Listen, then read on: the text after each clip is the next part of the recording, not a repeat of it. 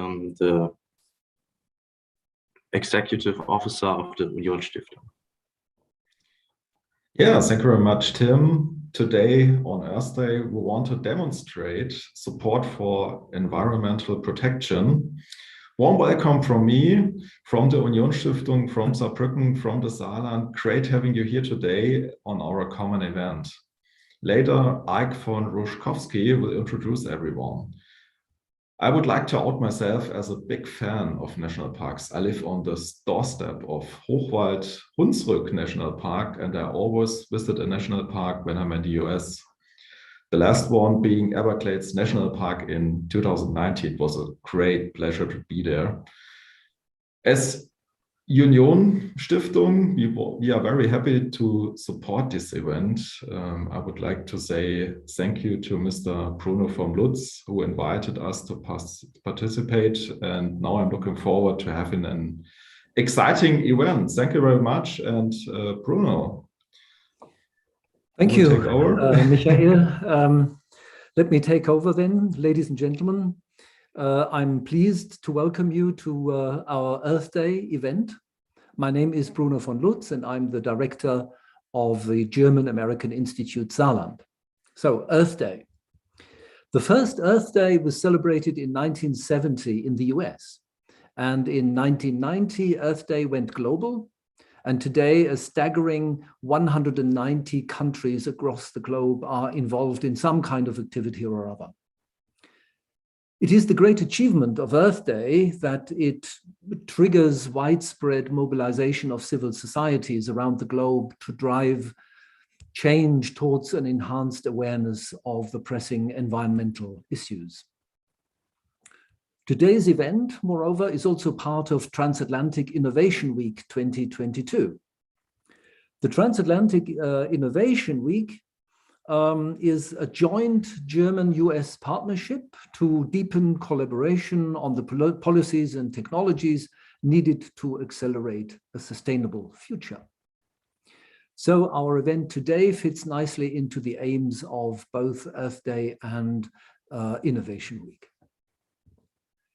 Today's event is a joint program of a wide variety of partners: the US Mission Germany, that is the embassy and the consular representations of the US in Germany, the German-American Institutes and Amerika houses in Germany, the US National Park Service and its German counterpart, the Nationale Naturlandschaften e.V., and then this is very German, der bundesweite Arbeitskreis der staatlich getragenen Umweltbildungsstätten, BANU is probably easier. And last but not least, Union Stiftung, in particular for providing the channels and general technical and also moral support. A special thanks goes to the participating German and American national parks and national historic sites: the Lower Oder Valley, Yosemite, Berchtesgaden, Redwood, Eifel, Knife River, Waddenzee, Catoctin Mountain. So what do we have today?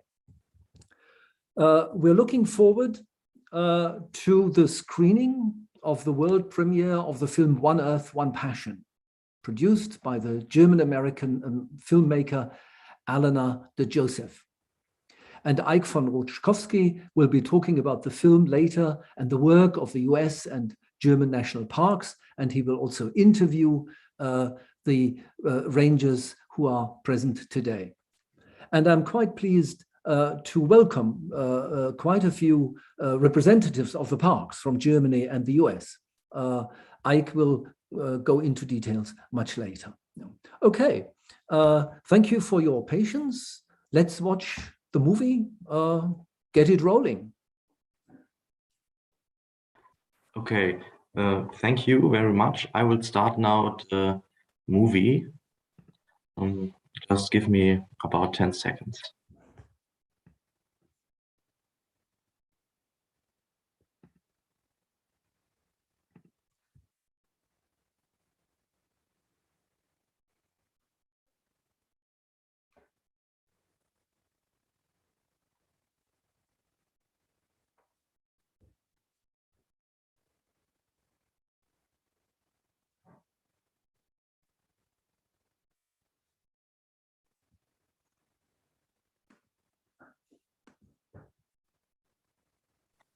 Can you see this? No, no. Not yet the video. The video.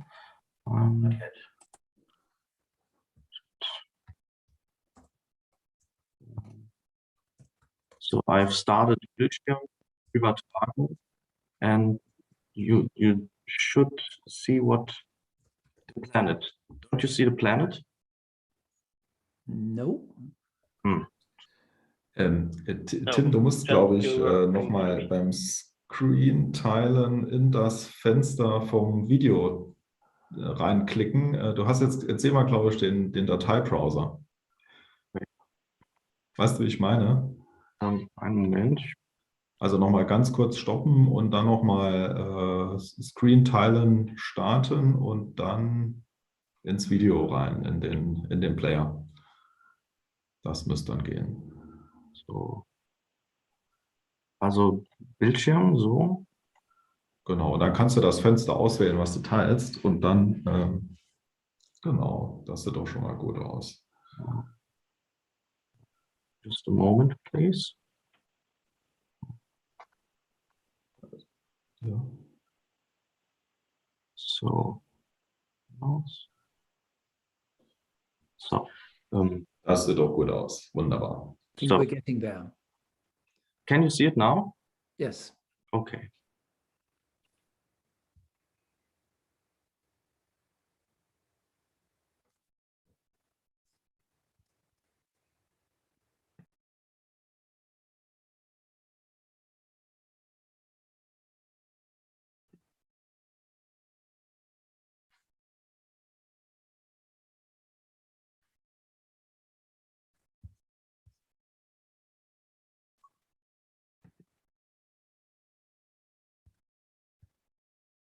We don't have sound. We need sound. If I may interrupt here.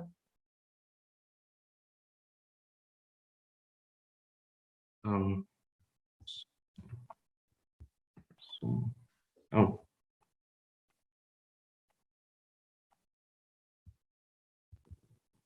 Wait.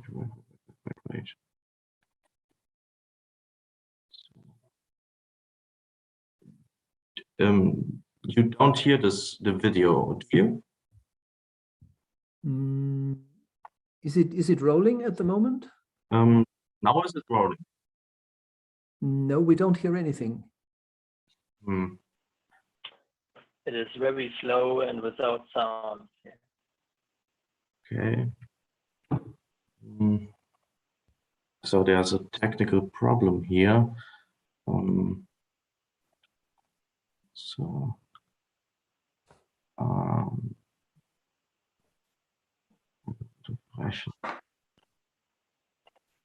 I will stop the video for a moment and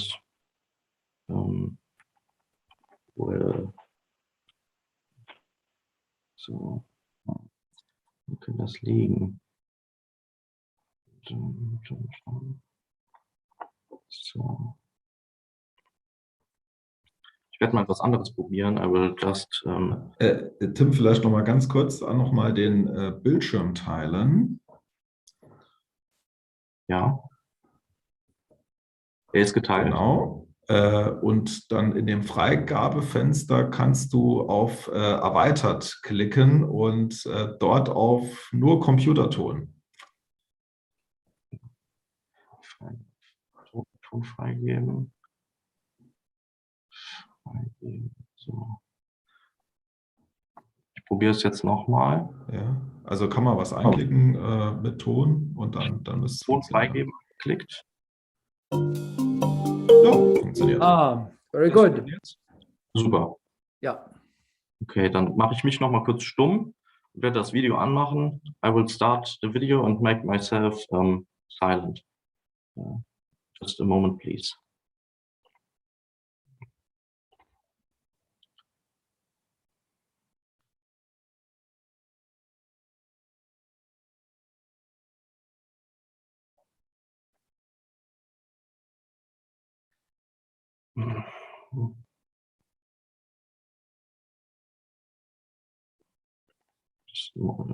Excuse me, just a moment.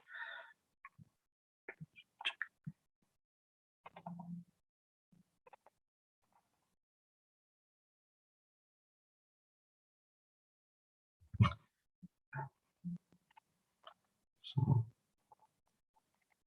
So. Freigeben. Ton freigeben. Dann. Ja.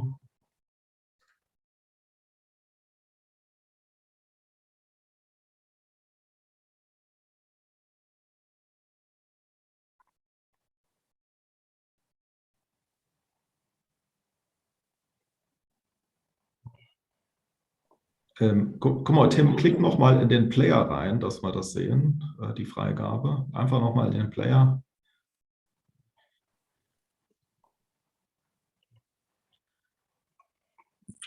Moment.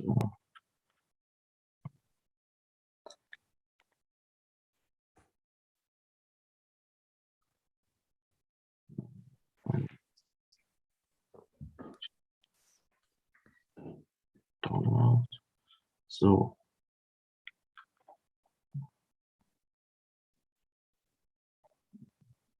Freigeben.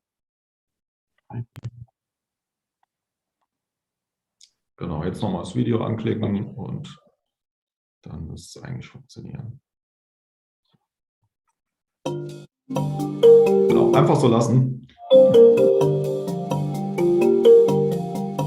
In the 1870s, visionary Americans set out to place areas of great natural beauty, geological uniqueness, ecological diversity, and recreational potential under protection as national parks.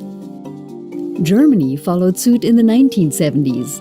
Today, the United States is home to 63 officially designated national parks. Mountains, deserts, forests, wetlands, tundras, and tropical reefs. Prior to the COVID pandemic, the entire U.S. national park system drew more than 300 million visitors per year. Germany features 16 designated national parks, from the Wadden Sea in the north to the Alpine Mountains in the south, and from the mountain ranges in the west to the lower Oder Valley in the east.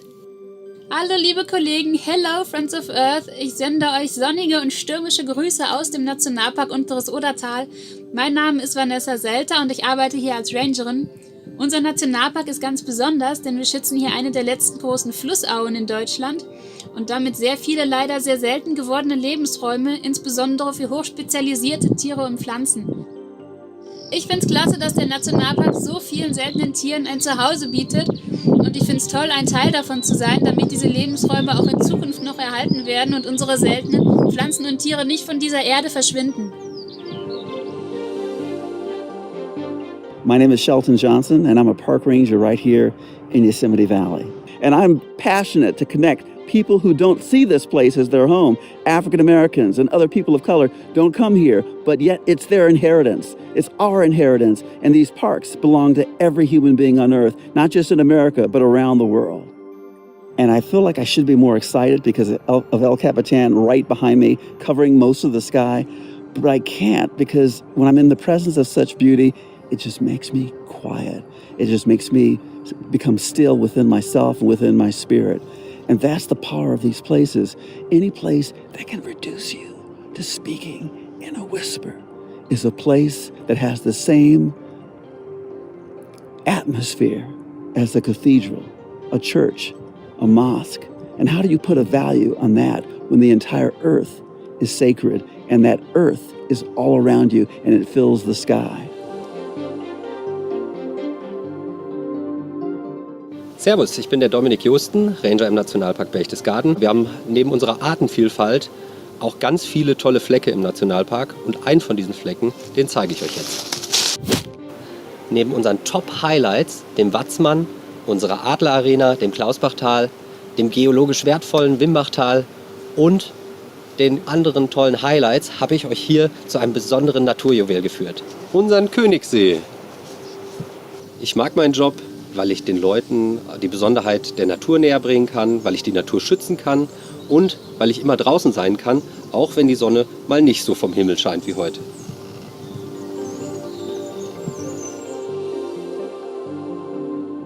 Guten Tag, herzliche Grüße. Greetings from Redwood National and State Parks, home to some of the tallest trees on Earth.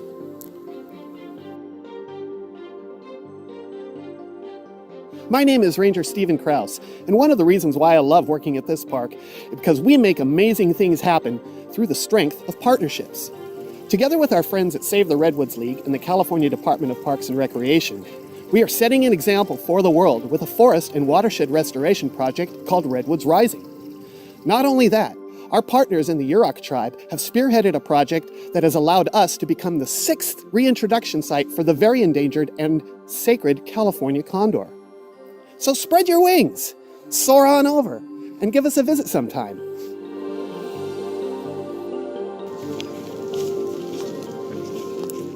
Hallo, ich bin Sophie, ich komme aus dem Nationalpark Eifel, ich bin Junior Ranger seit 8 Jahren. Hier im Nationalpark gibt es viele Bäche. Besonders schützen wir die Buche und die darin lebenden Tiere.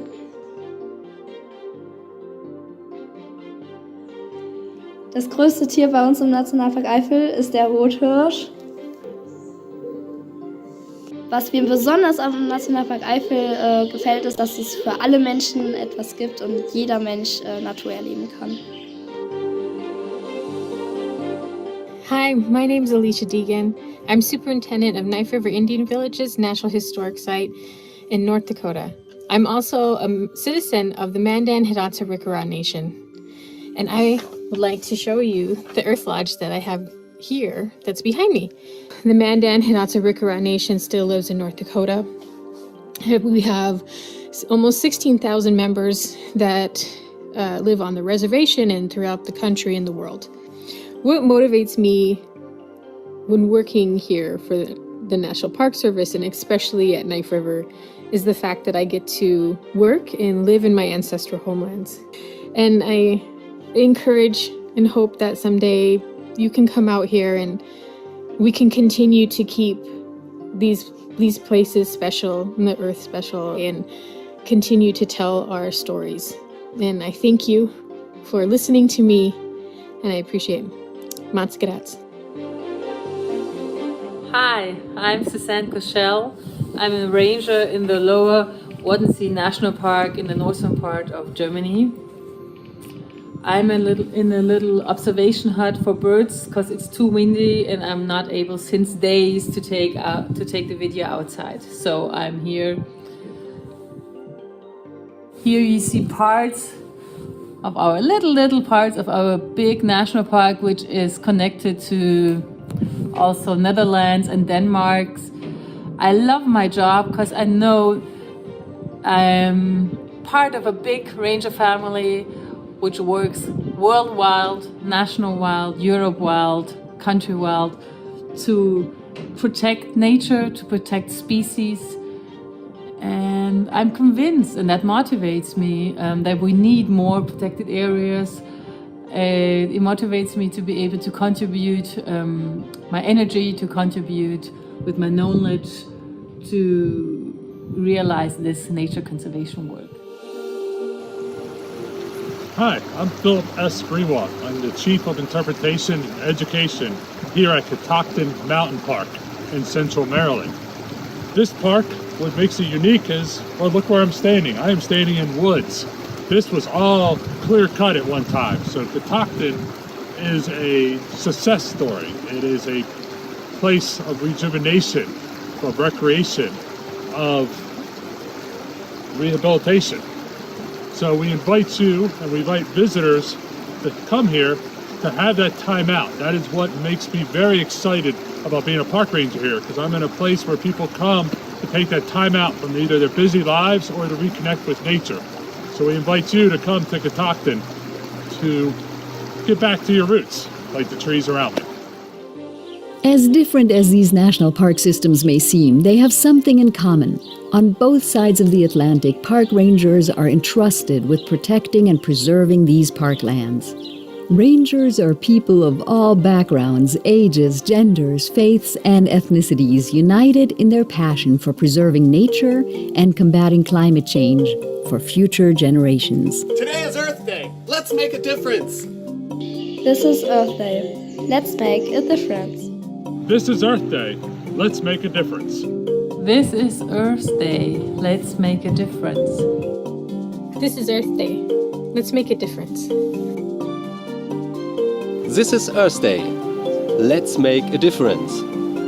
It's Earth Day, but when is it not Earth Day in Indy National Park? When is it not Earth Day in Yosemite Valley? And especially, when is it not Earth Day when El Capitan, right here, is right behind you? Every day is Earth Day in Yosemite. This is Earth Day. Let's make a difference.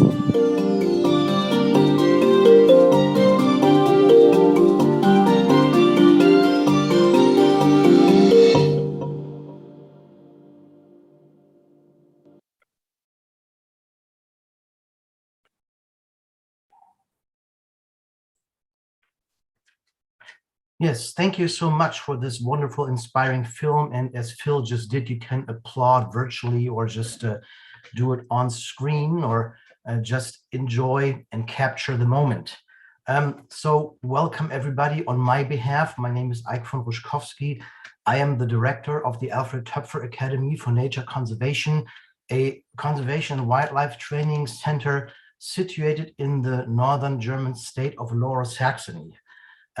It's my pleasure today to moderate the discussion and also to moderate our talk about One Earth, One Passion today. I would like to also thank all the partners across the Atlantic on both sides who have made this event possible. And I think we should not waste a lot of time, but to dig deeper into what we've just seen in the movie. So what Bruno had said in his introductory remarks earlier, Earth Day was started in 1970, and today in 2022, 52 years later, a few things have changed. As was said earlier, we are now present in about 180, some say more than 190 countries throughout the world. Also in 2022, we've all acquired the ability and the literacy in virtual conferences and events, because of course we talk about the great outdoors today, but in the end, this is a virtual conference, and I welcome everybody on the screen, wherever you may be. So the COVID pandemic has made us all better in becoming presenters and also listeners in these virtual conferences. Believe me, I've just come off a COVID infection. You don't want to get this. So I hope at some point this will eventually be over for all of us. Anyways, also during the pandemic, what clearly became visible is that many of us discovered that nature provides us with the great outdoors to escape from urban environments and also from lockdowns, at least temporarily. We've seen a huge increase in visitation of parks and protected areas in Germany, in Europe, and my guess is also after the lockdowns in the United States as well. Nature always holds a special place in our hearts, and of course, there's no better opportunity today to celebrate all this on Earth Day. And, you know, although we cannot claim that we're circling the whole globe today, we at least made it across the Atlantic. And I would like to welcome you in this latest endeavor in transatlantic cooperation. With this inspiring short film we have had and several rangers online in both countries, I still think we might be able to touch your hearts in your living room or wherever you may be at this specific moment. And what better topic could there be today to celebrate than to focus on national parks? As was mentioned earlier, on March 1st, 1872, Yellowstone became the first national park worldwide. So it's celebrating its 150th anniversary this year. So 150 years and 2 months later, the idea has been spread around the globe and has often been tagged as the best idea that America has ever had. National parks also capture the beauty, but stand for the vulnerability of our planet. So it is our global mission to save these places and the planet as a whole for future generations. With the invention of national parks, the profession of park rangers was also created along the way. And although rangers serve in many different functions, they iconically stand for guiding and helping visitors and for providing environmental interpretation programs.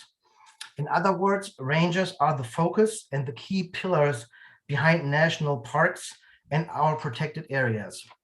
So under today's title, One Earth, One Passion, let's welcome our 6 national park rangers today. Some of them you have already seen in the short film, others will be new faces, 3 of each in both countries to share their stories. Each person will introduce her or himself, and after this we will explore their passion for nature a little further. To make this event more interactive for everybody who is listening remotely, all participants have the opportunity to submit questions either in the Zoom chat or via the YouTube comments. We will eventually take your comments, read the questions to the rangers, and they will happily provide you with answers. So for now, please welcome as the first out of the 6 rangers this morning or this evening, wherever you may be. Let's welcome Alicia Deegan from Knife River Indian Villages National Historic Site as our first guest. So Alicia, please introduce yourself to the audience. Hello, my name is Alicia Deegan, Superintendent at Knife River Indian Villages National Historic Site. I have worked for the National Park Service for almost 17 years. I've worked at 2 parks. I know a lot of people tend to work at a lot of different parks in their career. The park that I am currently working at is a place that's really special. I don't know, it seems like most park rangers sort of have a dream park that they would love to work at. And the one that I'm currently at was my dream park, just because it is really special to me. I can walk in the village that my ancestors came from, talk about the history, and invite people to come and learn about archaeology, about the prairie restoration that we're doing here at the park to really bring back a landscape that is a cultural, natural living landscape. So I really appreciate this opportunity. Thank you. Yes, thank you, Alicia. Welcome.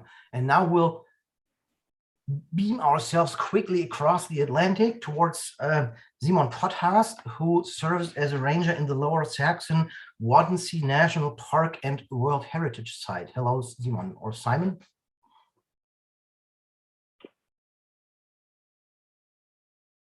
Hello, yeah, I'm Simon. Since 2015, you have seen already my colleague Susan in the video. Yeah, it's often windy here. Today it's great I'm in, and it's great to be a part today. Yeah, what inspired me to be here is the past is what explore the wildness and observe wildlife, and actually is help to survive the animals, help to protect them, and yeah, that's a great goal for me to be a ranger. Yes, thank you. And we will again transition back quickly towards the United States again. And I would like to welcome Erin Mujibal, who is located in Grand Teton National Park, but works for the National Capital Region. So at least for maybe the German audience, you would have to explain this. Yes, so I think there are a variety of careers if you want to be in the National Park Service. I am what's known as a captive spouse. The Park Service really supports dual career couples. And so as my husband started working here, we moved through a variety of parks, from Grand Canyon to the National Mall. And right now we're at Grand Teton National Park. We were also stationed at Carlsbad Caverns. And one of the questions we were asked was, you know, what's a unique park that most people don't think to visit? If you drop down 800 feet, you end up in a cavern that can hold 3 747 airlines, which is pretty massive and amazing. So it's an unusual park. But I also had the fortune to go to Hunsrück Hochwald, and I would also recommend visiting that park as well. It has both cultural, which Park Service really supports here as well. So I loved the Celtic and Roman effects that you can find at that park, as well as just the natural beech tree forests.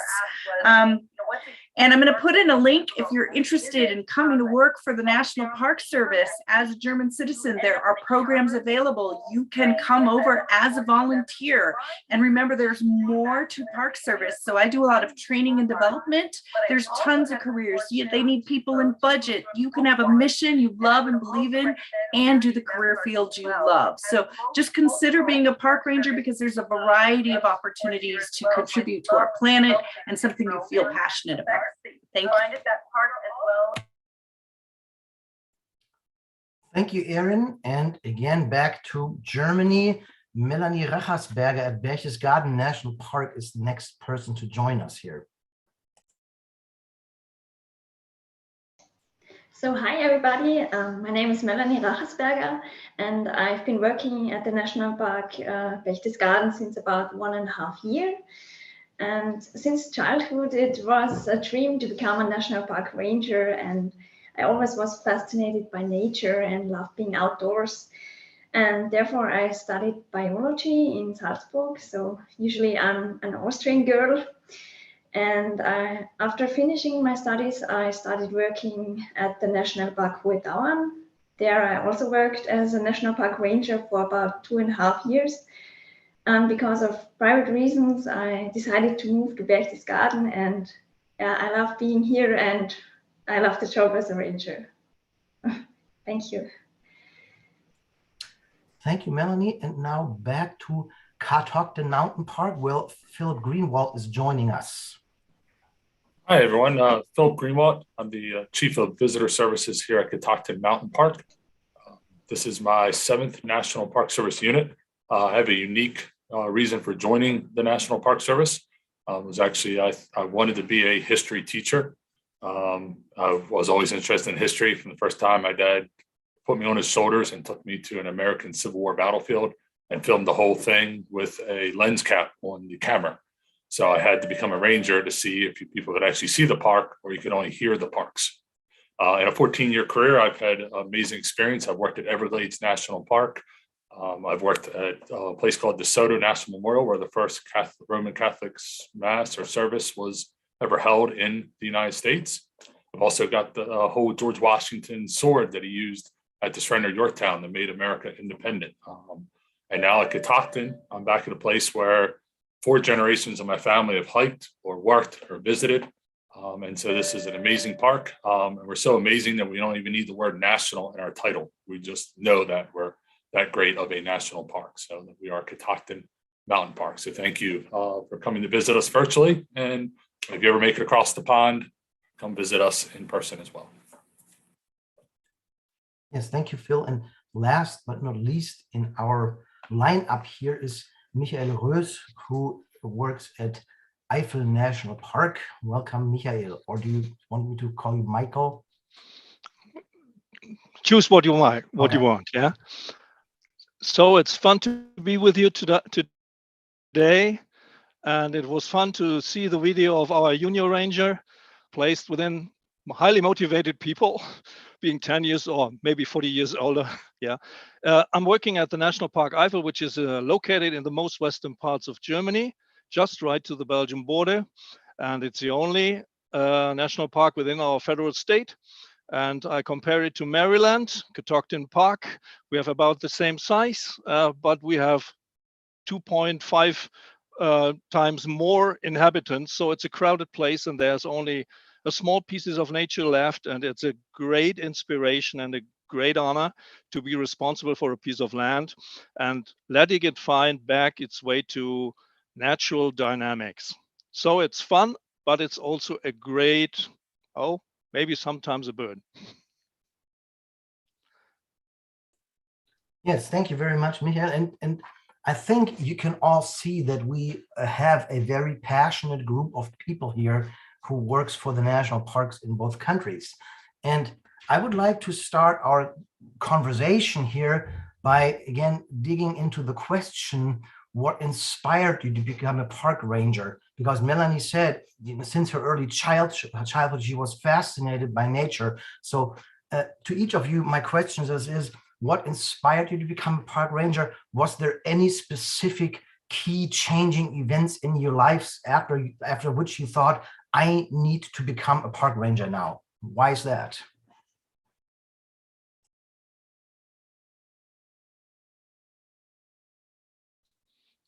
Anybody you prefer to answer? Sorry, you can just chime in. Sorry, or can you raise your hands? Okay, I'll do it. Yeah. Okay. So when I see Simon or I see Melanie, I remember when I was 17 or 18 years old, and at that time you had to do a military service, but I switched over to a civil service for 18 months, which was possible in Germany. And I was a bird warden at the Waddenzee in Schleswig-Holstein, but there was no national park at that time. So dreaming of becoming a park ranger was maybe a vision, but it was not reality. But these 18 months at the Waddenzee imprinted the idea of being responsible for a piece of nature and giving Germany some pieces of land which have the opportunity to find back the way to wilderness or natural ways. So that was my inspiration. And when I see Simon or I see Melanie, so I'll remember a little bit of my youth. Thank you.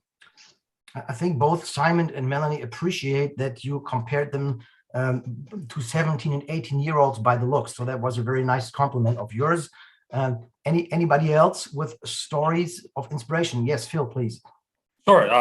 So, I mean, I was experienced. I had a father who took me to national parks, but it was really, I was in university, and I thought I wanted to be a teacher. And I had a college professor that said, why don't you try an internship with the National Park Service? And you can work at a national park. You get to experience being a park ranger. If you like it, you might have an opportunity for a career. If you don't like it, you still have 2 more years of university study to change what you want. So I worked at a American Civil War battlefield for the summer. I got to live in the park. I got to experience basically providing access to people to the parks, and kind of fell in love with it and used a student appointment to convert into a career. And the person, another ranger, told me about an opportunity. So I was really lucky that we have such a great Park Service Park Service family that tells you, that communicates. And so 14 years later, I've hopefully paid it forward, but it's just been somebody taking a chance on me to say, hey, this could be an awesome career for you. And I've been lucky and blessed since then.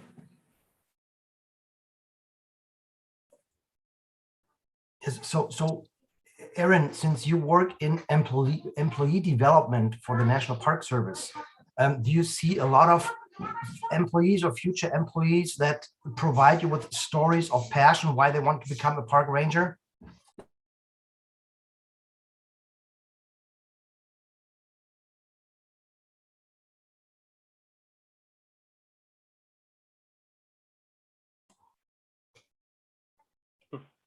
Aaron, did you hear my question? Oh, okay. I said, I'm sorry, I have a lot of reverb going on. I'm hearing things twice. I apologize. Okay, so that's fine. So my question was, since you're working in employee development with the Park Service, so I guess you have a lot of current or future employees that you see or you hear stories from. Do they always or often provide you with, let's say, stories of inspirations why they would become a park ranger, why this was their path of career? Yeah, I think a lot of park rangers are similar to the story of Sophie, who has been involved being a park ranger for, as a junior ranger and moving up through. But now in this current state, there's a lot of people who felt they wouldn't be able to become a park ranger because it's been so competitive. But in our current state, we have the most opportunities ever to become a park ranger. If you want to be a park ranger, now is the time, because we have so many openings that we've never had before. So we're seeing more and more people come in at mid-career level into the Park Service to support the mission. Are similar to the story. Yes, thank you. I think there are some similarities here in Germany, because Michael probably is like part of the outgoing generation right now, if I may say it like that, and younger people like Simon and Melanie are moving in. So both to you, Melanie and Simon, are you also seeing this trend that right now we have a rejuvenation of the ranger profession and the park service profession? Yeah, how I start. When I grew up, I often watched documentaries about nature and wildlife, and yeah, that inspired me to become a ranger. And my brother and my sister often say, "Oh, you are crazy! You often watch this boring stuff." But for me, it was great to see that, and together with my father already. And it's just fun that I could say he started a long time ago with this, and maybe I saw Michael in the TV and say, "Oh, that's great! I will do the same." Yeah. So Melanie, are career outlooks better in Germany than Austria? I think in both countries there is a need of rangers because, as mentioned, pandemic made the situation in the parks, yeah, a lot of tourists, of course, and yeah. In our team in Berchtesgaden, there are, when I started, also 2 other colleagues started, and we are a kind of new generation, but we also have a lot of older rangers which have been working there for about 30 years. And for us, it's very nice that there are still these experienced rangers, because there you can learn a lot. And it takes years, yeah, to get all this knowledge. So I really enjoy spending time or being outdoors also with my experienced colleagues. So, yeah. So I have another question which goes to Alicia, because I think you've mentioned that your family heritage is Native American. And also in the videos, we have seen Shelton Johnson, Yosemite, whom I coincidentally happen to know quite well. So, so basically stories of either Native Americans or people of color. Do we see enough people from these different groups represented in the profession already, or no? I would say we're starting to see more people of color. For a while here in the United States, the National Park Service was really just white males, and then females started coming in, and now you're getting more people of color. And it's really important to see, especially if you're at a site like mine, to hear it firsthand of stories, to talk about what my grandfathers or my grandparents, those stories that have only been passed down through my family, that you would only hear from me or that park ranger. Let's say if you're at Navajo National Park in Arizona, and you get to speak to an intern or a seasonal ranger that is living and working there and gets to tell their stories, or Pueblo. And it's just really important to hear that. And it's also, when you go to different places, to have that perspective and to be able to see, for the youth, to be able to see themselves in that position. That's how we start fostering and getting new people to want to work for the Park Service, because then they may have never realized that was an option for them at all. And it is something that I work on, at least for when I go back home, because there's a lot of youth that don't even realize that this park that is 2 hours, an hour away from them exists. And it's really sad. So being able to get that awareness and that history out is really important. And also, and I'm pretty biased, but my site, because of the PICS loan plan and the Garrison Dam, the sites where my grandparents on both sides, on my mom's side, who are German Norwegian immigrant, her grandparents came over and homesteaded here. And then on my father's side, the native side, all of those sites are underwater. So to be able to have a national park that we can go to and walk through the Earth Lodge depressions and walk through a prairie that is still intact.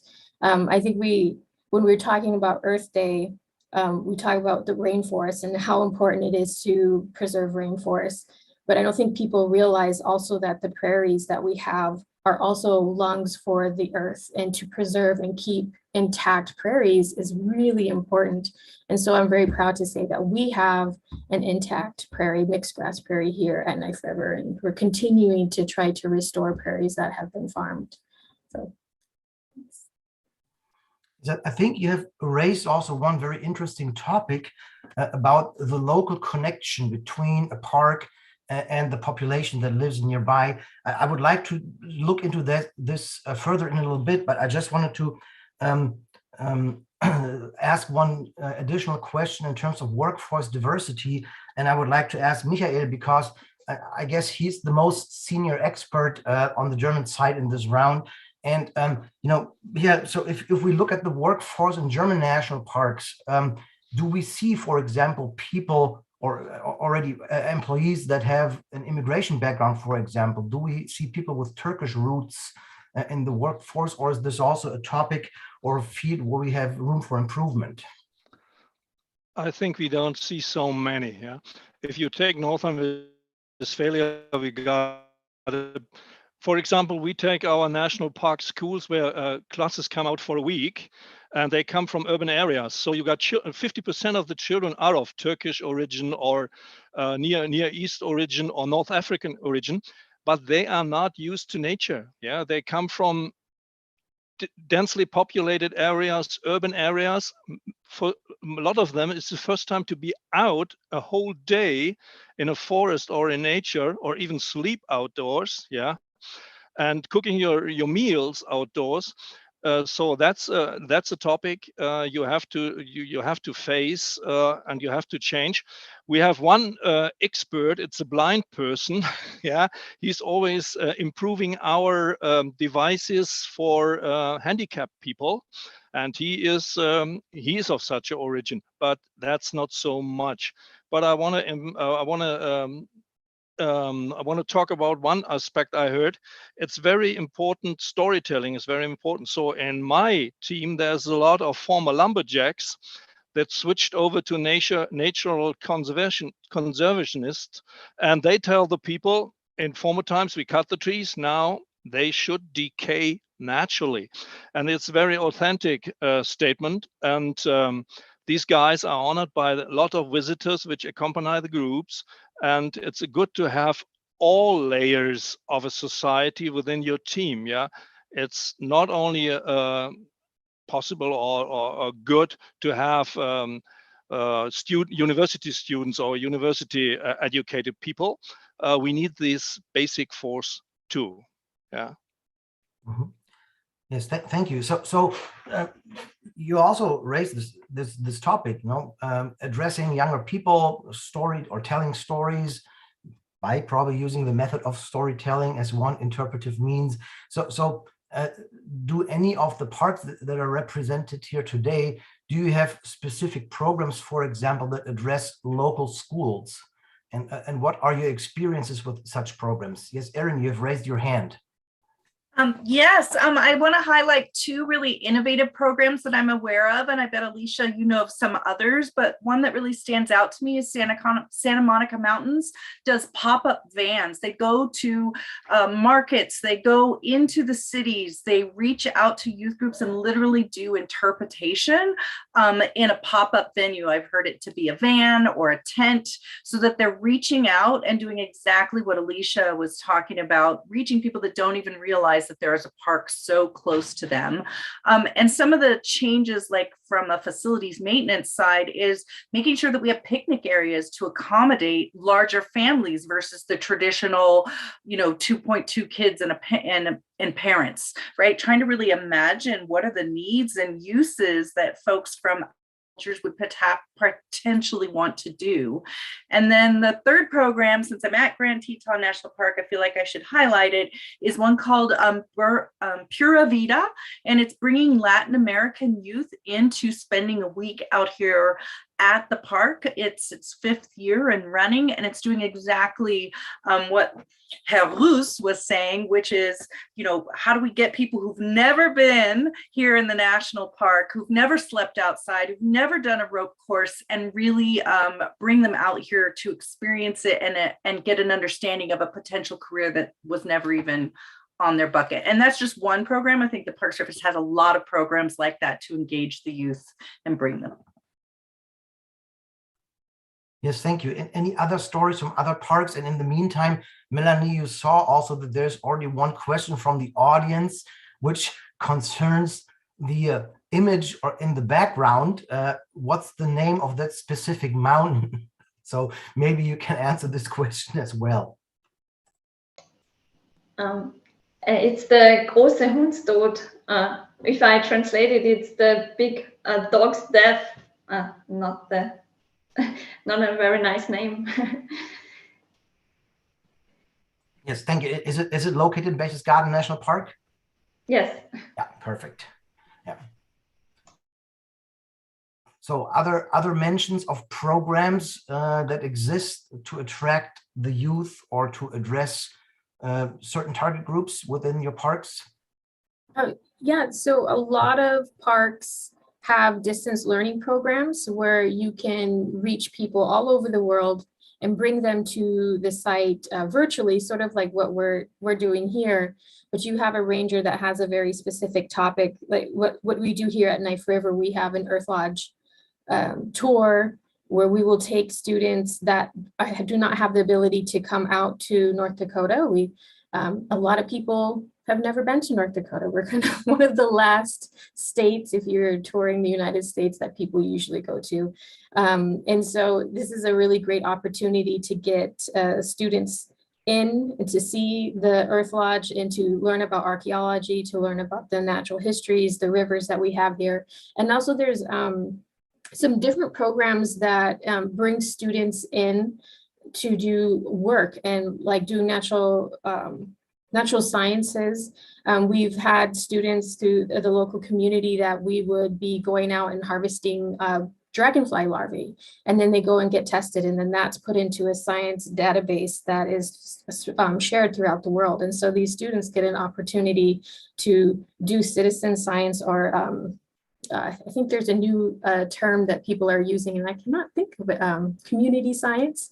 And so it's inviting students to have an opportunity to come in, to do work, to write down the data and have it shared.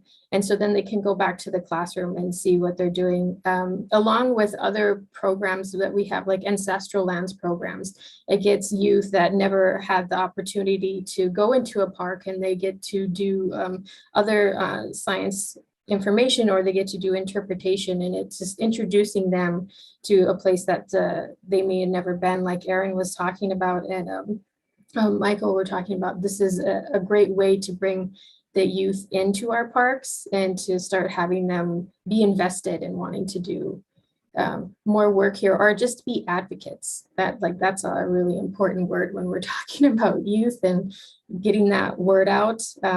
Oh, and that reminds me, there's we did have a so I'm forgetting words because I am currently pregnant, and I don't know if anybody knows, like a pregnancy brain, like you just tend to forget things. So so I apologize. But it's students in I believe 3rd or 4th grade will get a pass, and anybody with their family gets to go into a park for free if that I just cannot remember what that's called. Philip, maybe. Yeah, it's every kid in a park, EKIP. You can do it online or whatever, do an activity, you bring out a certificate and you come for the pass. We give the passes out here at Catoctin. But yeah, it's a initiative that's put a lot of 4th graders and their families into national parks around the country and so forth. So yeah, it's been very, very successful. If Alicia's done, there's a program that I did that actually, we always talk about success stories, but sometimes when you look back in history, you realize that the National Park Service has never always gotten it right, and that you need to rectify, and to grow and to learn and to reach new audiences. You need to understand that there's, we call in the United States, a black eye for the National Park Service. And one of them, when I was working at Everglades National Park, was with the Miccosukee Native American tribe. We'd They had lived in the Everglades in 1947. One of government agency told them they could stay, and then the National Park Service told them they couldn't. So they were kicked out of land that they were kicked into or pushed into when they were pushed out of the U.S. state of Georgia. And so when I first arrived at Everglades National Park, for me to speak to the tribal chief, I had to put a formal request into the superintendent, who had to go to the regional director, who had to come back down. And so what we decided to do was that we could find back channels, different groups to work, bring kids in for education programs. They had a school on the reservation. So we made connections and had them come into the national park. We also had one of the members of the tribe who had a connection to the park come in and teach awareness training to the rangers, things that we take for granted, like looking you eye to eye. To the Miccosukee, that's not a sign of respect. They will look at down at your feet and show you a sign of respect. So that was how to communicate. Also, what to bring up. We're excited when we see owls in the park. Owls to the Miccosukee were considered a negative, a harbingers of death. And then the last thing we were doing, we were starting to rewrite what we call waysides or informational panels, the signs you read. And we had always written them for the Miccosukee. We never invited them to the table. We never invited them to what's important to you. What should we tell when we have this sign for people to read and so forth. And so we invited them and some of their the older students. The goal was, can you provide some artwork or some inspiration? So it was really eye-opening to have them be part of the discussion and realize that I was working with an agency that did make a mistake, and we were trying to rectify that to make it more inclusive for people and just giving them a voice. And so I learned so much in those programs that it was amazing, and those signs should be nearing completion. So if you want to plan a trip to a nice sunny South Florida to see these signs, they should be coming in the next year or two. If there's even more reason to visit Miami and the Everglades and South Beach and so forth. Yes, thank you. And I would like to remind the audience that you have the opportunity to chime in here, to either drop us a question in the Zoom chat.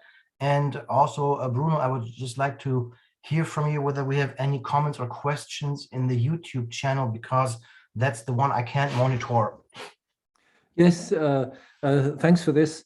We do have a few greetings, and it's quite interesting to see that we have listeners or an audience from all over Germany. There's one message from Jena in Thuringia, the green heart of Germany, and we have greetings from the North Sea.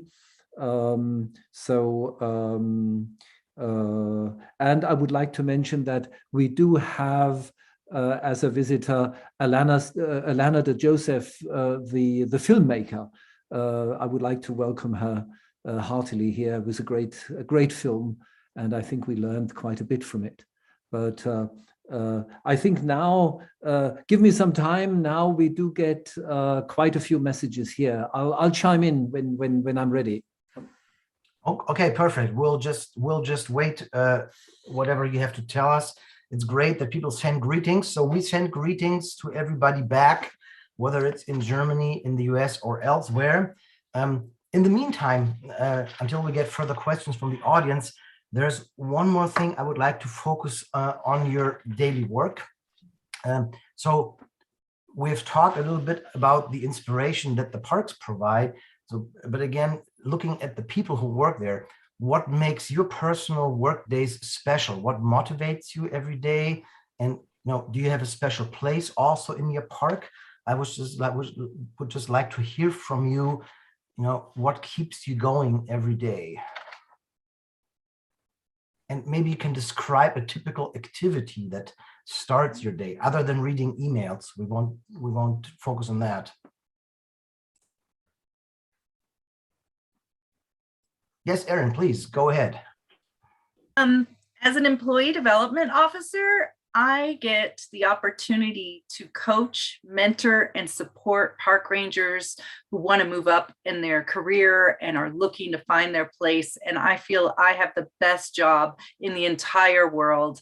I get to be located at Grand Teton National Park, which is a gorgeous place to be, but I get to help people figure out what they want to do to continue to support our mission. So I am an official coach. So I do coaching for folks. I do training and development to make sure that we're meeting both policy, but that we're also growing leadership and supervision skills. So my days run anywhere from teaching to working with others to supporting others in other people's programs so that they can achieve their goals. Thank you. Who else? Could I chime in here? We Yes, now of have two questions. There's one from Petra. Which national park that you have not been to would you like to visit next, and why? This is probably for the general audience, or perhaps also for the rangers. And we'll ask the rangers. Yeah. So tell us, what's the secret for park on me, your bucket list? Can I speak? Yeah, go ahead, Simon. Yeah. Okay, great. I'm in the Wadden Sea, and we have no mountains. So I think the next national park I will visit is maybe Berchtesgaden. So I need some mountains. Maybe there should be an exchange program within the German national parks. So Melanie, do you want to go to the Wadden Sea next? Yes, if you ask me the same question, I would say I'd like to go to the Wadden Sea. So Simon, maybe if you are in Berchtesgaden, let me know, and then maybe I can visit the Wadden Sea. Yes, thank you. Phil, how about yourself? Well, I guess I can cheat a little bit on this question because I just planned a trip to visit Acadia National Park in May. So I guess that's the next national park that I'm going to visit. And I'm excited because I've never been to the U.S. state of Maine. So I'm trying to visit one state, a new state every year until I can travel abroad again with less restrictions. Mm-hmm. Yes. Alicia. The next park that I'm hoping to visit is Hopewell Culture. And I have never been there, and it always fascinates me where you have sites that are so old that there isn't any identified people that they can pinpoint to. But it really gets me into the thought of, if you follow the language, then we can at least see who those descendants are. And so that's something I just want to go and explore and be able to connect with the land there and just experience it. Then Erin actually also sent me a chat message saying, I hope I pronounced this correctly, that you would like to visit, is it Effigy Mounds National Park? Where's that? I knew you would ask, so I put the link so that folks can look that up and learn a little bit more. But it is in Iowa, and Effigy Mounds have just super old historical. For me, it's the equivalent of like going and visiting an ancient Celtic or Viking, and just to imagine the cultures and peoples that live there. And they're learning more and more about this site. I think, like you're saying, Alicia, there's just still so much to discover that we don't know, but that to me is really interesting, and I would like to learn more about that. Yes, thank you. And I see, Bruno, you have a different another question, but I would like to give Michael also the opportunity to say which park he would like to visit next. Yes, thank you very much. Of course, Yosemite, and I've been to Grand Teton or to Yellowstone, are very impressive. I've seen every German park, but they are changing a lot. So it's interesting to come back and see that change. That's dynamics, and they are interesting. But Last week there was a documentary on the Arte channel on parks in the USA, and I'm interested mostly in these parks from the Rust Belt. Yeah, so man has made a deep impression on nature. It was clear cutting in Catoctin, or there was channels and there were iron ore mining, and that's a little bit the situation similar to ours. Yeah, what do park people do over there for restoration, for getting people into the forest and building up acceptance for national parks, doing nothing but recreate and get inspirations? I think I read about Cuyahoga Valley Park. I think that's something I want to go. Yeah, or maybe Catoctin. Yeah, so a small park which is a little bit similar to our duties and tasks and situations. And I think we could learn a lot from the big National Park Service, because we are rangers on our own in each federal state. Yeah, we've got very different systems. We don't have a strong umbrella organization in Germany. Let me at least say, we do have a strong umbrella organization now, Nationale Naturlandschaften, but what we don't have an institution such as the National Park Service that works across the different federals or throughout the whole federal government, because in Germany parks are actually designated on state government level and managed on state government level. Important governance difference, that's true. Ike, we are working on the same target from different trenches, yeah? Yes, we do. So, Bruno, you said there's another question we might address? Indeed, there is a good question which might be of interest to our younger audience. Is there a possibility for a traineeship as a ranger in Germany, or to volunteer in a national park in the US? This is a question by Victoria. Who would like to answer? I would say one great program. We don't, sorry, we don't have it anymore in National Park Eifel. It's a so-called Commerzbank-Praktikum, Praktikum for the Umwelt, for the environment. Yeah, that's a great idea. People come for 3 or up to 6 months. It depends on the park.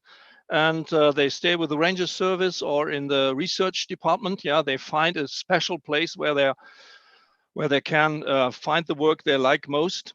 And this is a great program, and this is a great basis for gaining, nature-inspired people wherever they work. But you see a lot of them back in the park services. Yeah, that's true. So. Try to get to your park and find an internship. Yeah, in Germany, you have to direct the park authority directly. Yeah, info@National Park Harz and ask. Yeah, or Eifel. Even you can ask us. Yeah, or me. Yeah, just find Michael somewhere in Eifel National Park. So maybe as an addition, specifically to the German situation, because I think Victoria probably was asking for Germany, right? Bruno, was that correct? If you want to become a ranger professionally, there's a lot of different ways, and maybe Simon and Melanie can again tell their story. But just 2 little pieces of advice. There is something called geprüfter Natur- und Landschaftspfleger, which is one access route to become a park ranger. And also I know that the Hochschule für nachhaltige Entwicklung in Eberswalde is offering a program that I think actually ends with a bachelor degree, so an undergraduate degree in, it's called protected area management. I think so. So Google this and you might find a few opportunities. And of course, the Commerzbank Praktikum, as mentioned, is a great opportunity. Okay, so Simon and Melanie, do you want to add anything on becoming a ranger in Germany?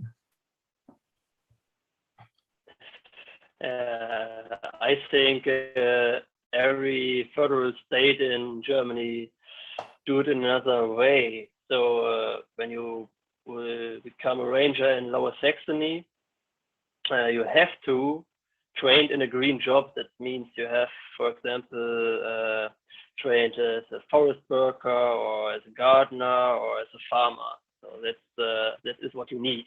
And yeah, what's is nice to add when you are already get some experience in nature conservation or monitoring or environmental education. You can earn it in or collect it in NGOs or during internships or via hobbies when you are birding or bird watching. So that's the way in Lower Saxony. So I just would like to add, here in Berchtesgaden, we also have a lot of, it's possible to make several internships. So there also exists the so-called Commerzbank Praktikum, but also in the science, in science you can do an internship. So if you're interested in that, or you can also do a so-called freiwilliges ökologisches Jahr. So there we are looking for people every year. And in my case, so as I mentioned before, I'm an Austrian girl, and in Austria there exists a certificate course. There you learn all about the tasks of a national park, and you learn about environmental education and about how to guide people outdoors, and it takes you about 2 years, and then you're officially a ranger in Austria. And in Berchtesgaden, for example, you don't need the GNL Lehrgang, but of course it's very good when you already had a green job, and internships are always very helpful. So I think the conclusion is there's many different paths that in the end formally lead to the career of a ranger. And I would like to ask our American colleagues and Erin's cat, maybe. Can you show the cat, please? We need a cat. We need a cat picture. No, sorry. So to ask our American colleagues, is this similar in the US, that there's not just one potential career path? I think you've already illustrated that, but there's also diverse ways to become a ranger or end up as a ranger eventually.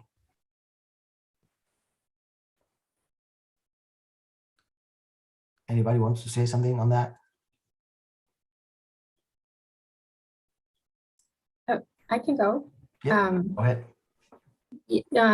I guess just for myself, there's programs that how I got into the Park Service don't necessarily exist that way anymore, but there's a Pathways program that is focusing on students that are going to university or colleges and give them the opportunity to apply for positions or jobs that they may normally not have had the chance to even get to a hiring officer for that position. And it's also for people that have recently graduated too.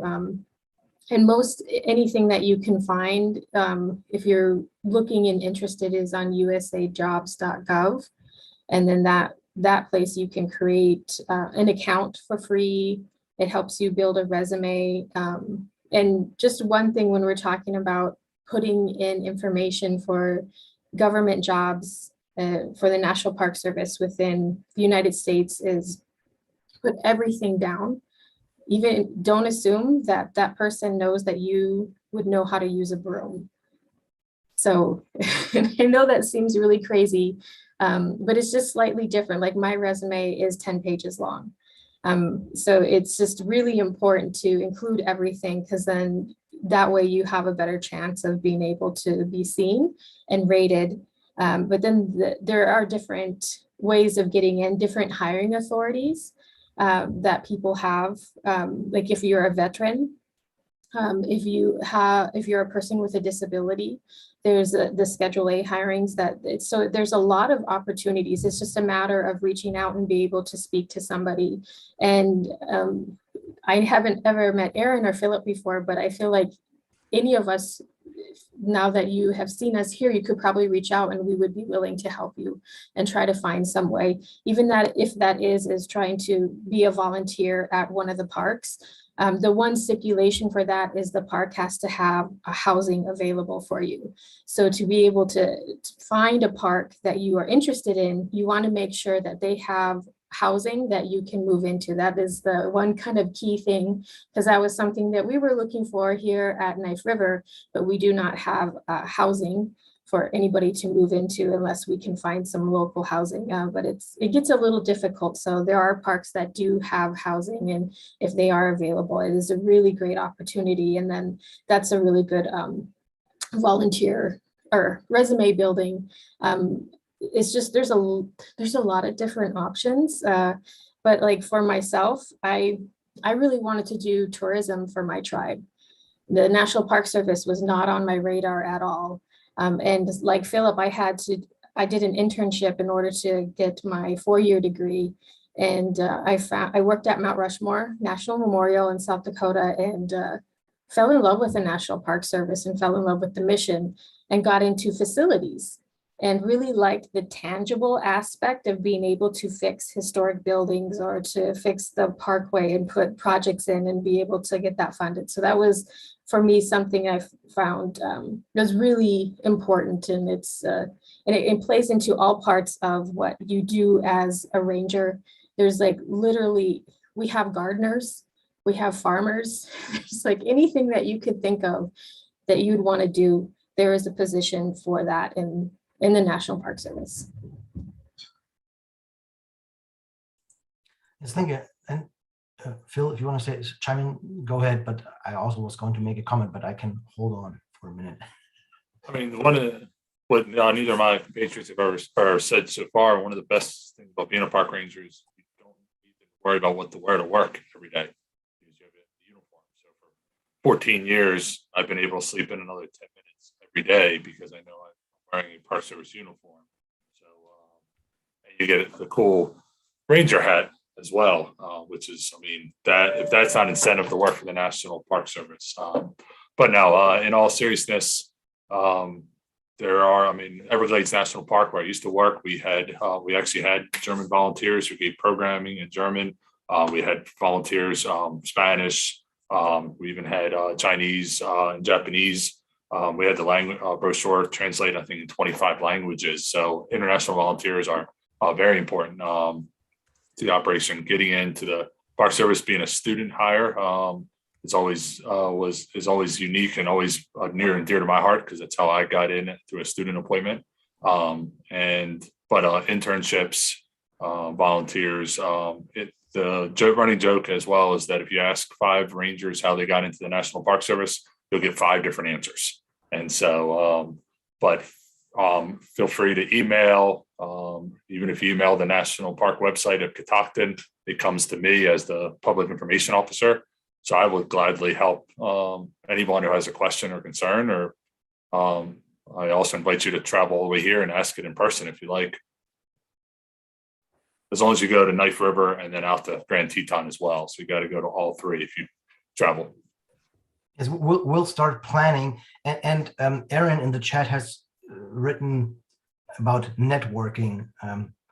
And this was something I had on my agenda here as well, because that would be my advice to younger people. It's never too early to start building up networks, because at some point in your life, it will pay back. But also networking means you have to invest time in building these up. But at some point, like today, we probably have created at least an informal network here.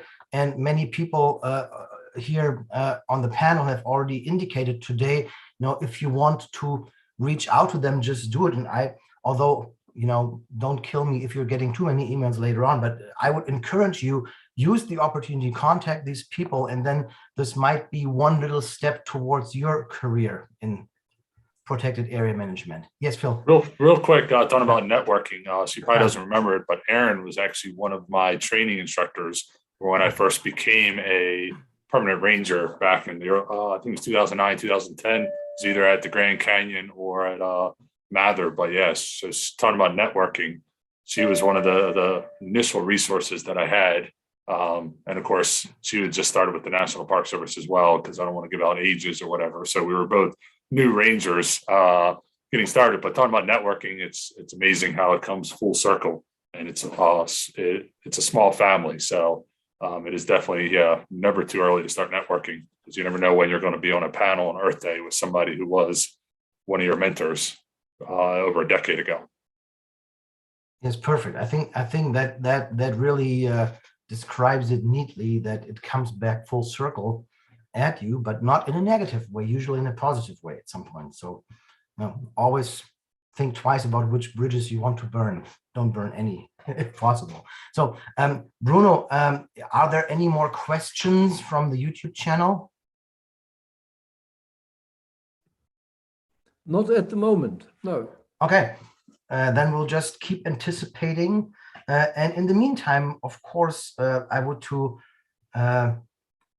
again like to ask our 6 rangers represented here today, in case you haven't mentioned it already, is what's the most special or sacred place in your own national park? But well, hold on. Now we have a question. I think this is very interesting, so I'll withdraw my question. And the question here is, how has climate change affected your work? So we'll just make the rounds. Whoever feels like answering this question, please go ahead, raise your hand or just start talking.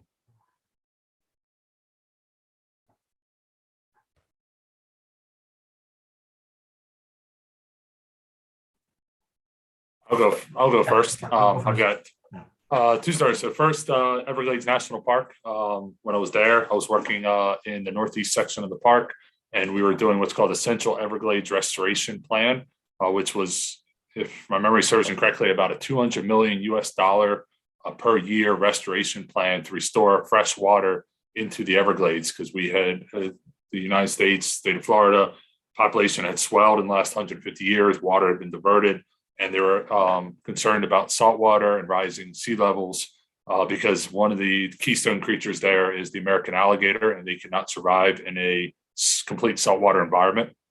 And so they were building multiple bridges, lifting roads, trying to recorrect what humans had done to basically stop the water flow.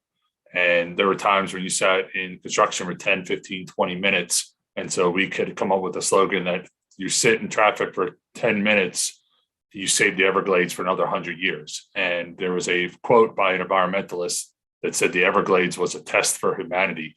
If we pass it, we may be able to keep the planet. And so that fresh water, if we didn't get it in, would saltwater tides would reach that road network in less than 100 years, which would completely kill the alligator, the keystone creature, and also ruin the habitats of 10 other creatures that had nowhere else to go. That was the last habitats they had on Earth. So it was very, very important for what we did every day, the programming, the construction, all hands on deck type thing. Here at Catoctin, we have a second growth forest. We literally do forested everything. So the picture behind me shows trees that were planted 100 years ago by the Civilian Conservation Corps. And so we have a wide variety of different trees in the park that we've got to monitor and figure out how to maintain, along with, of course, more people visiting, difference from across the country, across the world that are coming in, and what are they bringing, what would affect the native wildlife here. And so going from one end of rising sea levels to worrying about how do we keep a forest. So in the last year, dealt with climate change in 2 completely different scenarios that are very important to humankind.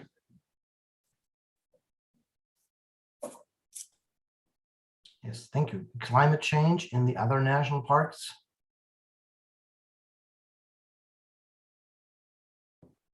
Trying to think about the alpine environment in Berchtesgaden, or rising sea levels in Wadden Sea, warmer water in the North Sea, different fish species. And then there's a specific question also from Michael regarding the floods we had in Germany last July. Eifel National Park was indeed affected, right? I didn't get the question right. That the flooding we had last year in July that affected a lot of areas in North Rhine-Westphalia and Rhineland-Palatinate, and Eifel National Park was one of the affected regions, correct?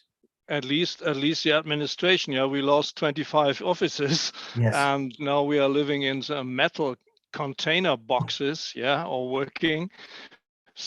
So that's not so pleasant as looking at El Capitan or Grand Teton, yeah. But the area was a little bit affected, yeah, because there was a garbage flood into the national park, and that was a big problem. But it was also it was a heartily moment because a lot of people came over, freelancers from Cologne. It's 70 kilometers away. One weekend, hundreds of people collecting the garbage, carrying it out by hand, yeah. And you had great humanity within the within the villages here, just around the National Park Administration. 5 people died in the village, yeah. Elder people staying at their homes, couldn't get out. So, but I think climate change is a big topic, but you see it and you feel it in high mountain areas or on the other extreme in marine surroundings, yeah. But in these temperate forests, we will see that national parks or nature or forests have a lot of possible reactions, yeah. We don't see the extremes now, but we think we are interesting laboratories which you can compare with the managed forests, yeah, and we will see regeneration, we will see genetic variation, yeah, there are new findings every day about drought resistance in beech trees, and so that's it's a top function for national parks being benchmarks of unmanaged forests, yeah, as examples or benchmarks for managed forests. I don't see a big risk now, but we have to stop the climate, the temperature. Of course, we have to, yeah. But I think you see the extreme in high mountain ranges or in the Wadden Sea, for example, yeah. Building dams 1 meter or 1.5 meter higher every 10 years, that's a task, yeah, for the Netherlands or something like that. Yeah, we got people from the Netherlands coming here. Half the population is living below sea level, yeah. So they got a lot of money and they buy houses in the Eifel Mountains, yeah. Maybe Netherlands are flooded in 20 years or something like that, yeah. But they are good water managers. Won't happen there. This is Erin. Just in response to climate change, the way I see it impacting the agency as a whole based on our mission is that in the past, we want to preserve and protect, and we've been trying to keep places as natural as they were and not affect them. But will that be an effective policy going forward? I think there's a lot of, if the redwoods can no longer survive in the redwoods, are we going to move redwoods farther north so that the species continues? And I think there is a push and a pull in the natural resources field about what management is going to look going forward. I don't think there's any parks that for us that aren't touched by extreme fire. Fire is really, really hurting a lot of our parks, and we've gone from a fire season for several places to a fire year. Right now, there's a fire raging just around Flagstaff, and we lost park buildings, we lost park houses at Volcano. So it is a real thing that park managers are having to deal with. And I think that's the big thing that the up and coming generation who join us are going to be having to make those really hard decisions. How much do we continue with the old mission, or do we need to switch and change and really look at doing things differently than we've done before? Yeah, thank you. So actually, we've just right now reached our end or our planned end time, and I'm glad that this is not a cutoff date, so we're still all here. So maybe just as the final few words, do you want to give some take-home message to our audience? Is there any positive outlook to the future, brief success story, but just make a final round, and then I think we'll be off for tonight or this day. Sorry, I forget that the US is behind us in terms of time. I'll lead off again, if that's all right. So yesterday I was working in our visitor center, and we have a program in the United States called the Junior Ranger Program. And you can come and get a booklet and you can get a badge that's similar to the one that the parks rangers wear. And you can, every national park, I think, has one. And this young junior ranger came in, and she had a vest on, and her parents had taken her to maybe, I don't know, at least 50 national park units.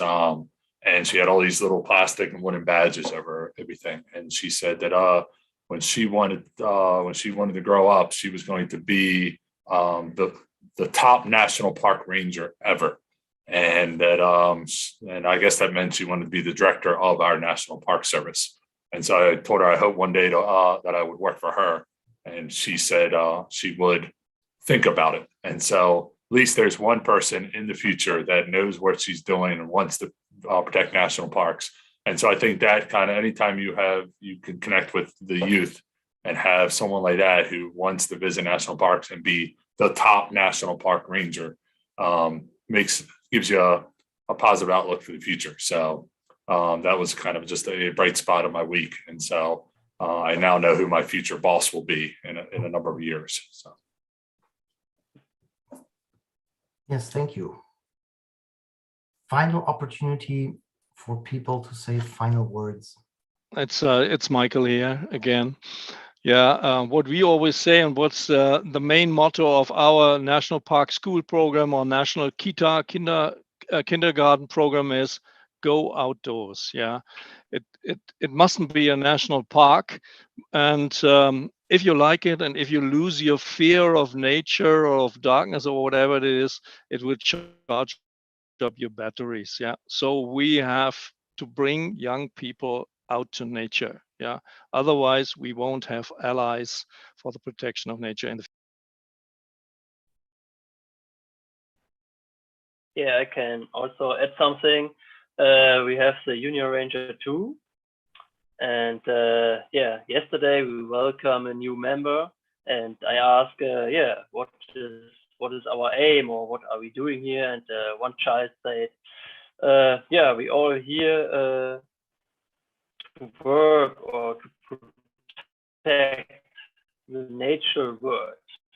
That was interesting what this child says. Yeah.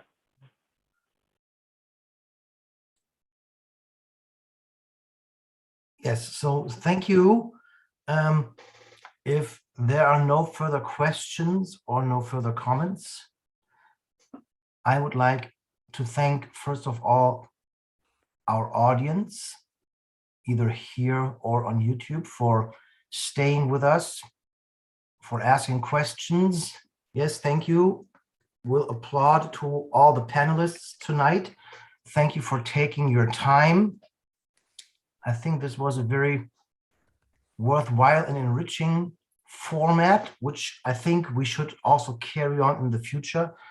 There have been 53 Earth Days, because this is the 53rd edition, because it started in 1970. So there will be future Earth Days, and maybe this is something we can keep on going in the future. Again, also, thank you to our hosts tonight, Tim, Michael Schaller, and Bruno. Thank you for making this all possible. And with this, at least the German side, I will send off in their well-deserved weekend. And to the Americans, your weekend is also closed. It just takes a few more hours, but I also hope that you'll have a wonderful weekend. Let's stay in touch. Let's do an evaluation. And everybody else, thank you again for joining us tonight. Good night, good day, wherever you are. Thank you again, and enjoy the rest of Earth Day. Thank you. Vielen Dank. Guten Abend. Yeah. Okay. Goodbye. Thank you, Mike. Have a great. Thank you, Rangers from both sides of the pond. Thank you, Alana de Joseph. I think she's still here. Thanks for a great movie. Thanks for a great short film. I think we learned a lot from it. We learned a lot from today's discussion. And indeed, I think this was an interesting start for networking. Let's work on it. Let's expand the network. Perhaps we can bring across from both sides of the Atlantic whether it's the United States or whether it's Germany. Let's bring young people into the parks on both sides of the pond. Thanks for coming. Thanks, audience. Thanks, Rangers. Thanks, Ike. Thanks, Union Stiftung.